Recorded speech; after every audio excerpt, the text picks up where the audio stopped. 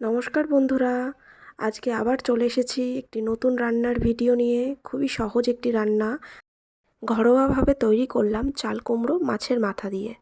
প্রথমেই জলের মধ্যে কিছুটা হলুদ দিয়ে তার মধ্যে চাল কুমড়ো এবং আলুগুলো দিয়ে এটাকে ভালো করে সিদ্ধ করে নিতে হবে। ভালোভাবে সিদ্ধ করার জন্য বসিয়ে দিয়েছি। এখন এটাকে ঢাকনা দিয়ে রেখে দেবো। এবার দেখছি ভালোভাবে সিদ্ধ হয়ে গেছে। এবার চাল কুমড়োটাকে তুলে নিচ্ছি অন্য একটি পাত্রে। চাল কুমড়ো তোলা হয়ে গেছে। এবার কড়াই গরম করে তাতে অল্প পরিমাণে সর্ষের তেল দিয়ে দিলাম। এবার সর্ষের তেল গরম হয়ে যাওয়ার সাথে সাথে আমি সিদ্ধ করে রাখা আলুগুলো দিয়ে দিচ্ছি।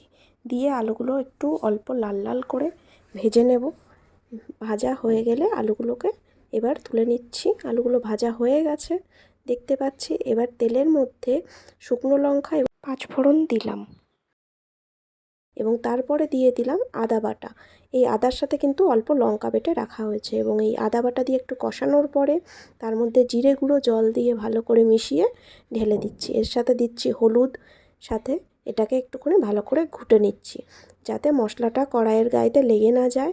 এইবার মশলার মধ্যে আমি আলুর টুকরোগুলো দিয়ে দিচ্ছি। মশলাটা ভালো করে কষানো হয়ে গেছে। এরপরে সিদ্ধ করে রাখা চাল কুমড়োগুলোকেও দিয়ে ভালো করে এটাকে ঘুটে নিচ্ছি। ঘুটে নেওয়ার পরে এর মধ্যে আগে থেকে ভেজে রাখা মাছ দিয়ে দিচ্ছি, মাছের মাথা এবং 3টে কাঁচা লঙ্কা দিয়ে ভালো করে এটাকে ঘুটে নিচ্ছি।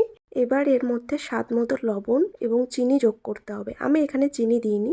ব্যাস, আমাদের রান্না রেডি। এইভাবে পরিবারের সকলকে রান্না করে খাওয়ান।